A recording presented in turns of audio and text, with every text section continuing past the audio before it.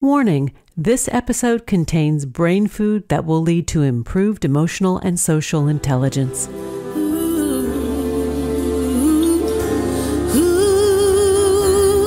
Hello and welcome to our new short format servings of consciously prepared brain food designed to improve your mental fitness. This is Lisa Cypers Kamen, your host. For more than 12 years, we've been proudly and consistently crafting harvesting happiness and sharing it with you.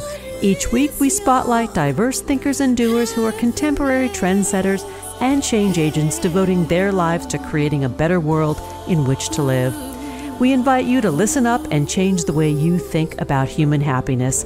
Our award-winning content is fresh, optimistic, and purpose-driven media that promotes well-being from the inside out. Alrighty then, let's dive in. This episode offers psychosocial education designed to inspire and motivate our listeners. The information provided does not constitute a therapeutic relationship nor a substitute for professional mental health care. If you are experiencing a mental health crisis, call 911, go to your nearest emergency room, or for listeners in the United States, text 988 for the National Suicide and Crisis Lifeline. This interview originally aired in February of 2022. Good morning, good afternoon, and good evening, wherever you are. Thanks for joining me on today's show, where we will explore the anatomy of grief, the neuroscience of love, loss, and social stress. My guest today is Dr. Mary Frances O'Connor. She is an associate professor of psychology at the University of Arizona, where she directs the Grief, Loss, and Social Stress Lab, also known as GLASS, which investigates the effects of grief on the brain and body. Dr. O'Connor earned a doctorate from the University of Arizona in 2004 and completed a fellowship at UCLA. Following a faculty appointment at UCLA Cousins Center for Psychoneuroimmunology, she returned to the University of Arizona in 2012. Her work has been published in the American Journal of Psychiatry, Biological Psychiatry, and Psychological Science, and featured in Newsweek, the New York Times, and the Washington Post. She's also the author of The Grieving Brain, The Surprising Science of How We Learn from Love and Loss. Oh, Mary Frances, thanks for joining me today. It's so nice to be here. Thanks for inviting me, Lisa. Well, I love exploring these topics because, you know, we all know that the loss of someone we love is not a happy event. And yet how we sort of process and package that loss can impact our well-being.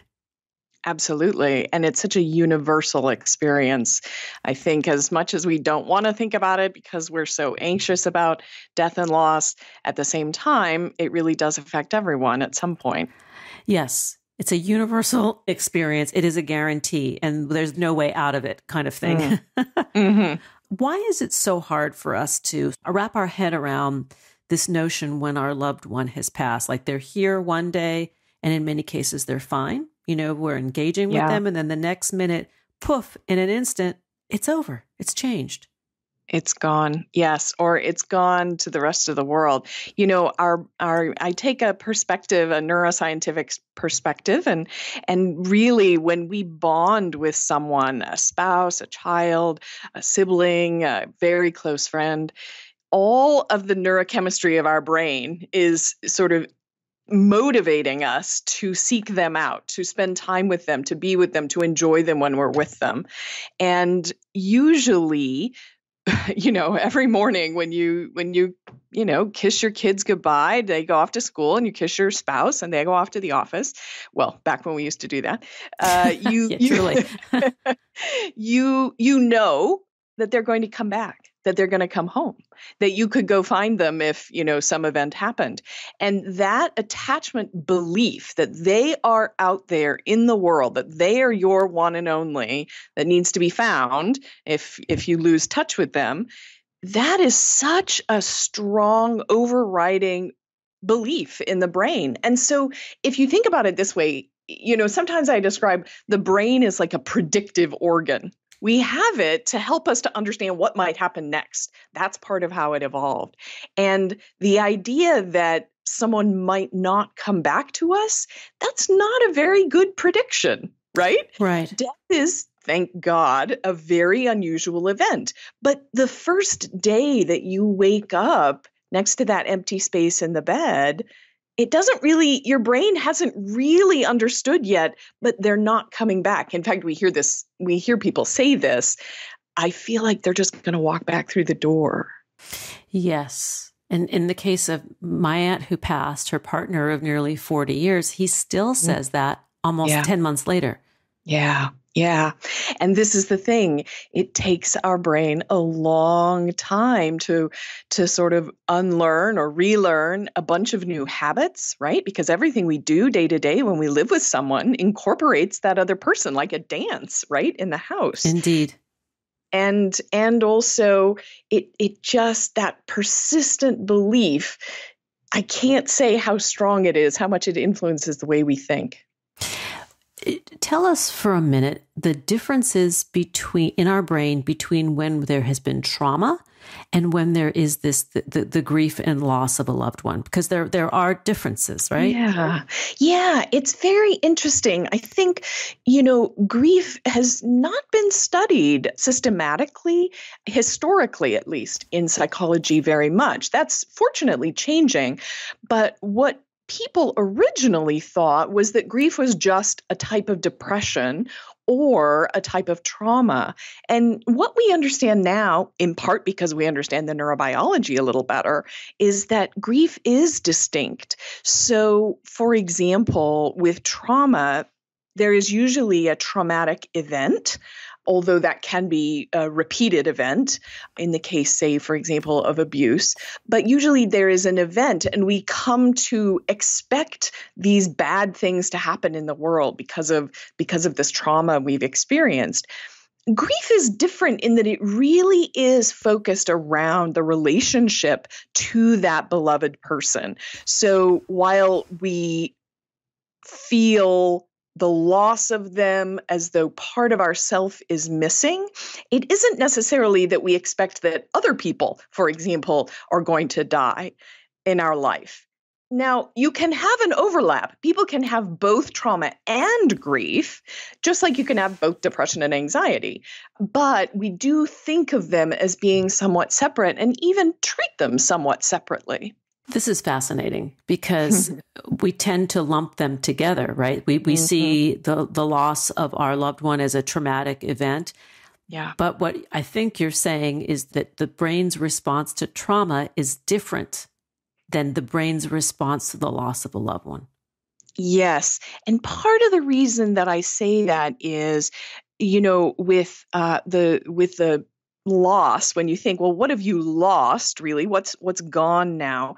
When we bond with someone, it's really creates these neurobiological changes in our brain. So, for example, in voles that mate for life, we can actually see in their brain there are epigenetic changes that happen when those voles have become each other's one and only. So these changes, right, that happen in the brain are permanent. And so now we have to think about, how does the brain then understand the fact that this person isn't there?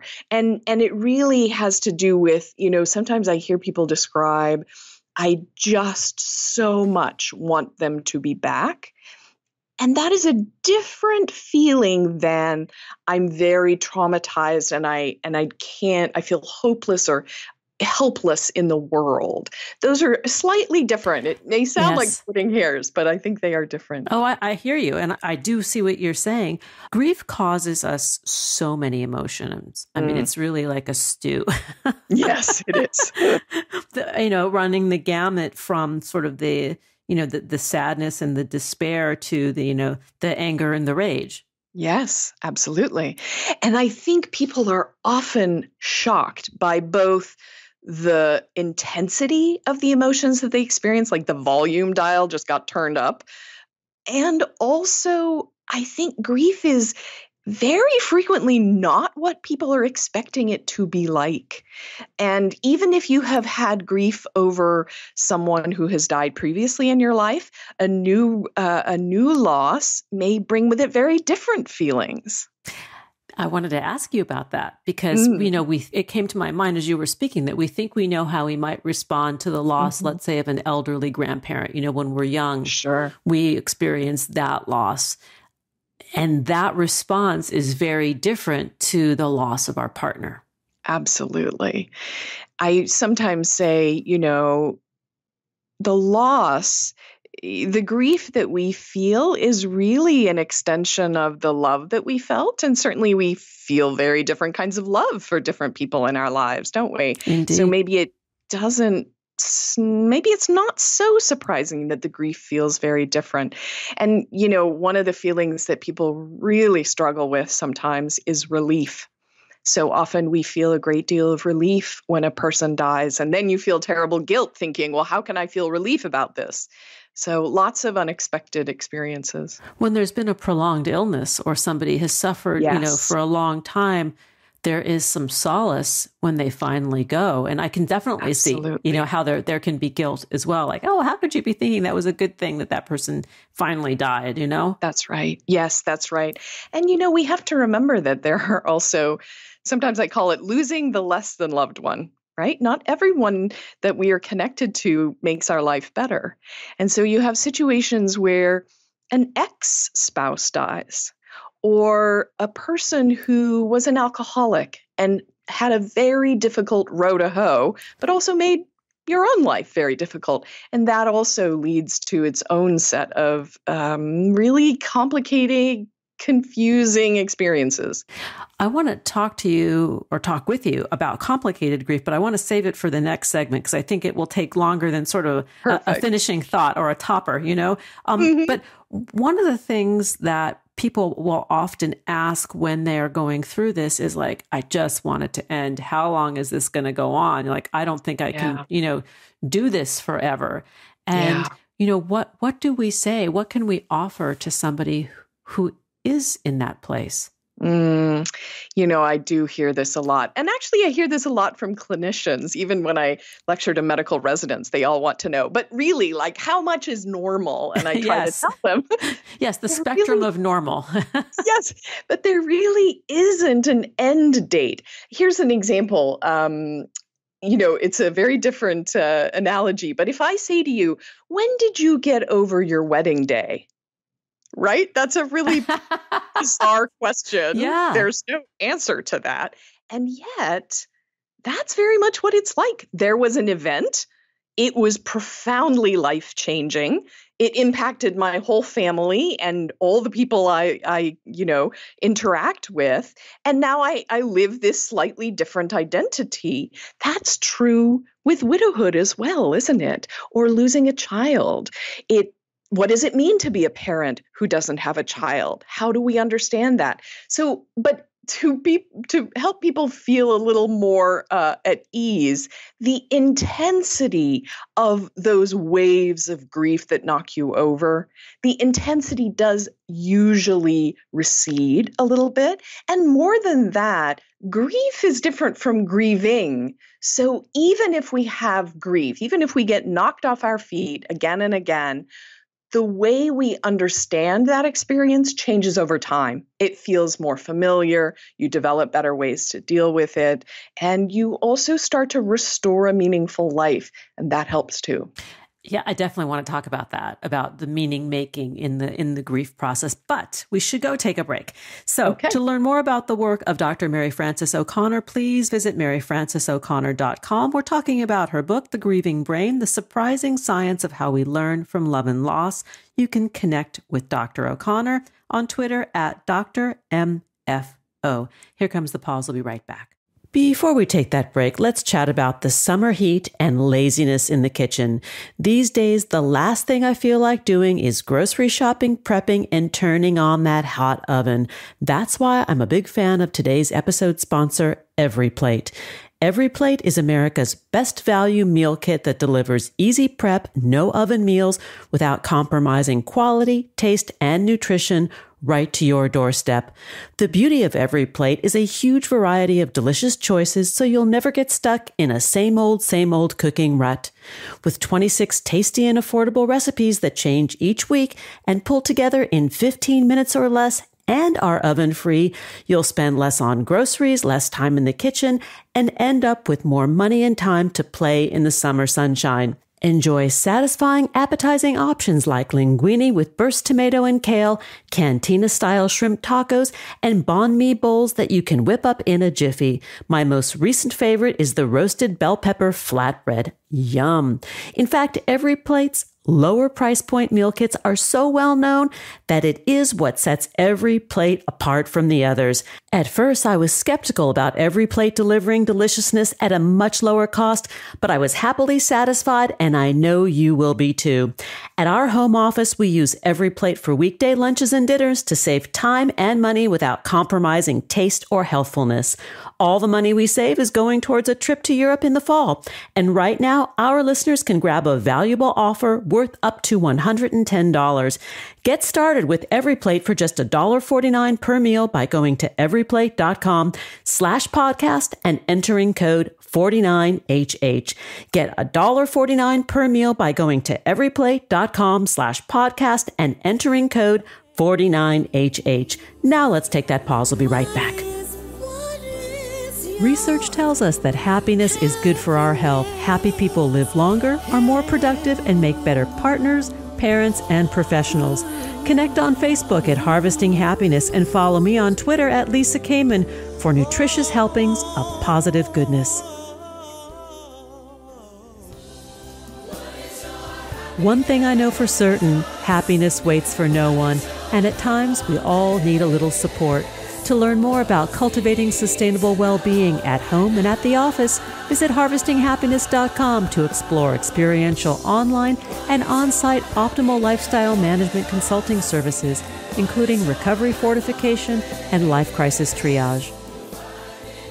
And we're back, continuing the conversation with Dr. Mary Frances O'Connor as we explore the anatomy of grief, the neuroscience of love, loss, and social stress. Let's get back to it.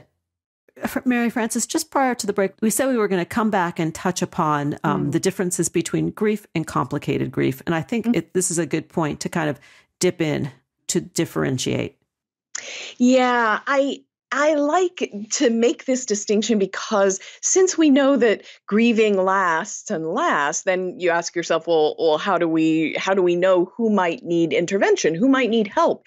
And this was exactly the issue in the 1990s. A bunch of grief researchers and clinicians came together and tried to develop a group of criteria. What symptoms might we expect to see when people are not adapting very well, so that we would know this is the group of people we want to try to intervene and help with. And that research has now proceeded for a couple of decades. And the DSM-5 will actually include prolonged grief disorder in its upcoming revised edition. So prolonged grief disorder and complicated grief aren't identical, but I'm going to use the same terms here because it will be just easier for the general audience.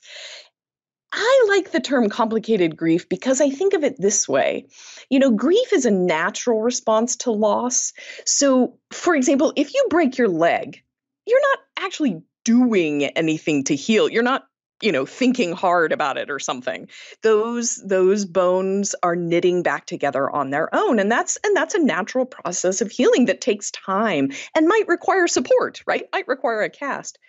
But what happens sometimes is there are complications. So you get an infection or there's a secondary trauma to the leg, right? Another break. And now we really do need doctors to go in and intervene and help. I think of complicated grief in a similar way. If we can identify some complications, then we can help to address those to get people back on that natural healing path. Great answer, actually. I mean, it makes perfect sense. And what would be some of the telltale signs of somebody who had moved beyond just the generic, for lack of a better term, generic grief and loss to this complicated grief? Yeah. I think it can be so difficult for an individual. As I said, sometimes they say, this is the worst I have ever felt, right? So it's hard to imagine, well, how do I not have complicated grief if this is the worst that I've ever felt?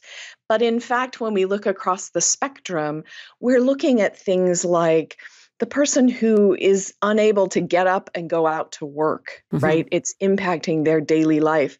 I had a participant in a research study say to me, why would I give my children bar mitzvahs if their grandmother isn't there to see it? Right? Wow. So we've really changed the way we're interacting in life. It's not just affecting us, it's affecting our family, it's affecting our work life. And so that inability to function in a resilient way is where we start to think this is becoming something that could use intervention. Understood. And there's no timetable between the two, or is there? Well, there's not, in the sense that, as I said before, grieving, is just a change in life. We do look to, because many of our cultural institutions and religious institutions think of 1 year as a very specific time period where there are a lot of sort of anniversary things that we imagine. We don't diagnose prolonged grief disorder until at least a year after the death, because as we said, it does take a long time even to just sort of figure out if you're on the healing trajectory or not. So we do make that distinction. So, for example, somebody is not operating well in their lives 2, 3, 4, 5 years out after the loss of a loved one. Might that indicate that there's an issue that needs attention? Yeah, absolutely. Yeah. And, my experience has been that when people are told what, some of the symptoms are, or they read more about complicated grief or prolonged grief disorder, they're very often able to say, oh, yes, now I see. It's not just me. This isn't just what people go through. This is something specific. And that there might be a way for me to actually get help, because we see people, it's been decades, and we've seen people who get targeted intervention and actually go on then to restore a meaningful life. That's very promising. That's wonderful, because I do know that there are people out there who do suffer for prolonged amounts of time in that complicated grief state where they're just not bouncing back. They're not thriving. Right. That's right. Exactly.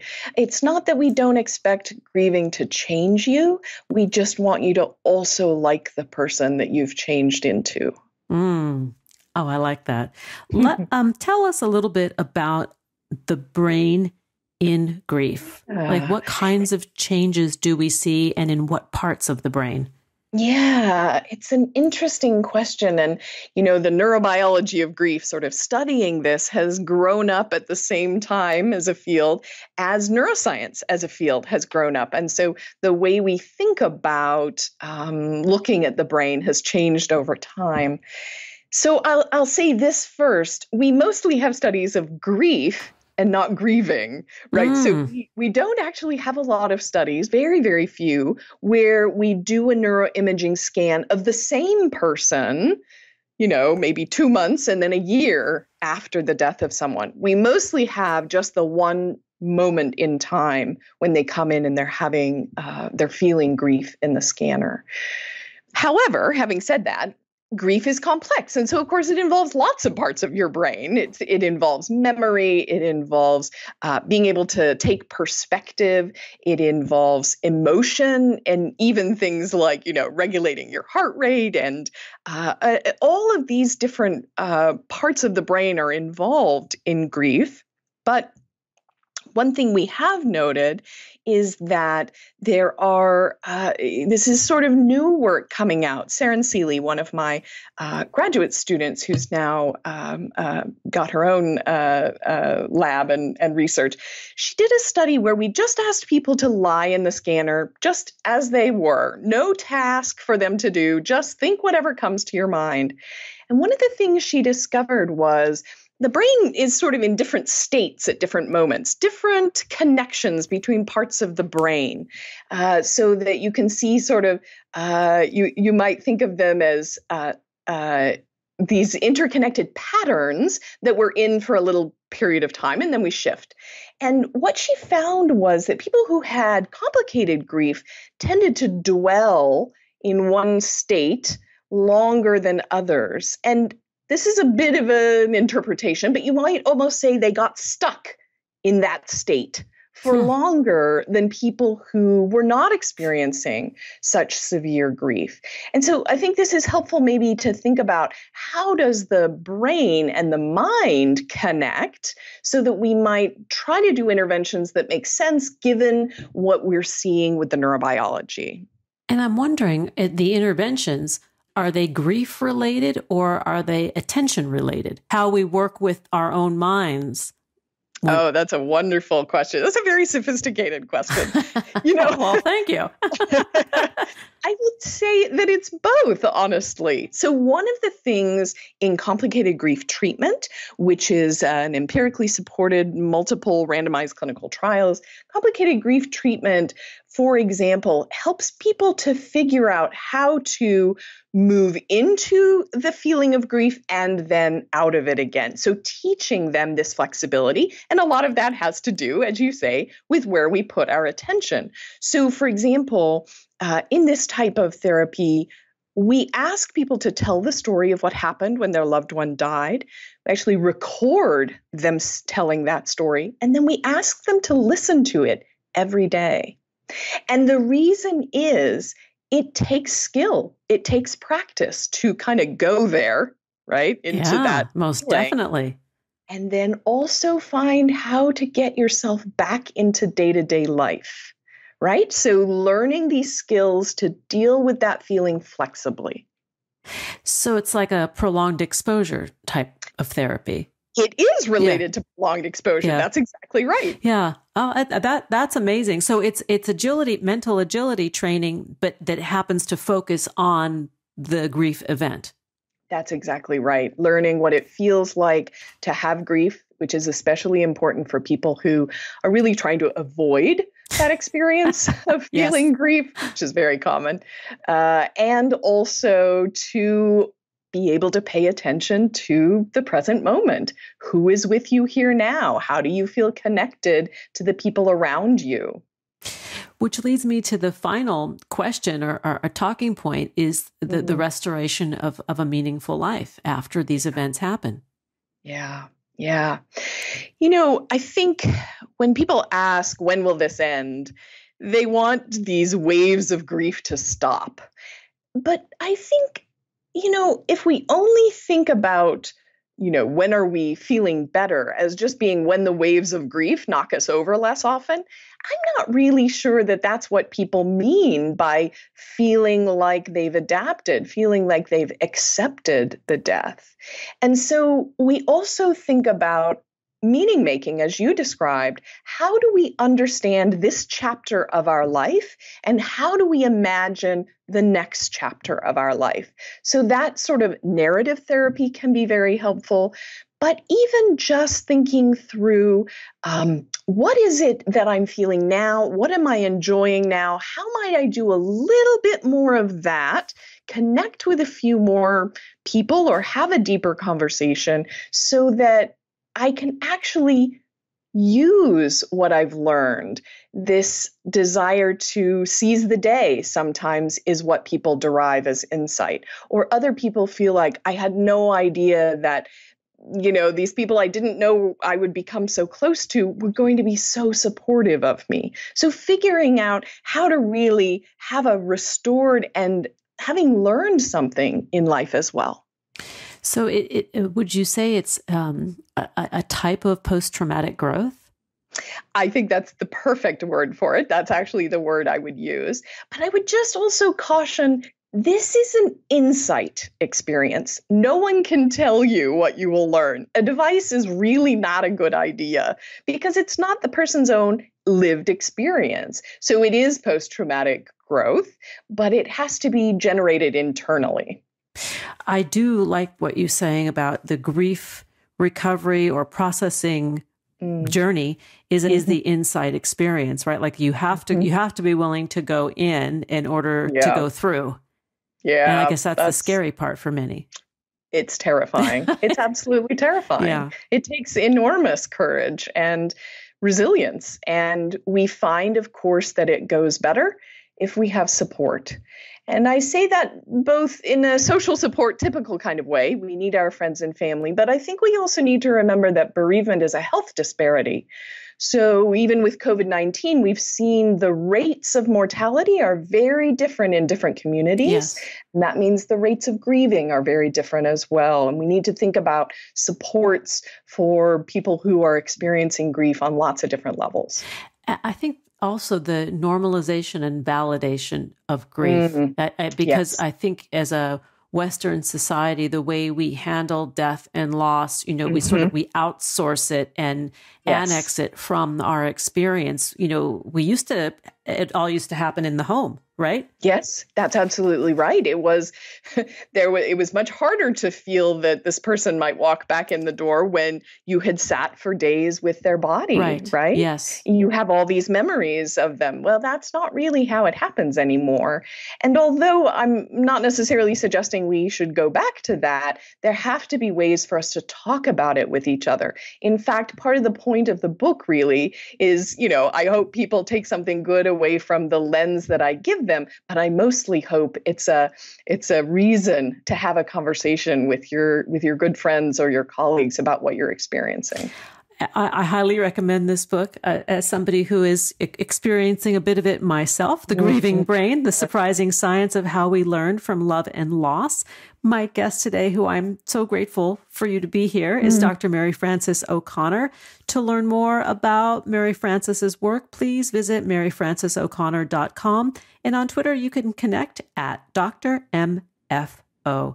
Mary Frances, thank you so much. It was a real delight to talk with you, Lisa. Oh, I feel the same way. Thanks for joining us on Harvesting Happiness today. This is Lisa Cypers Kamen on behalf of my guest, Dr. Mary Frances O'Connor, wishing you kind thoughts, kinder words, and the kindest of actions. Until next time, remember, happiness is an inside job. Happiness is your inside job. Please go out and rock your day and remember to be kind to one another. Keep harvesting your own happiness anytime and anywhere from the comfort of wherever you are.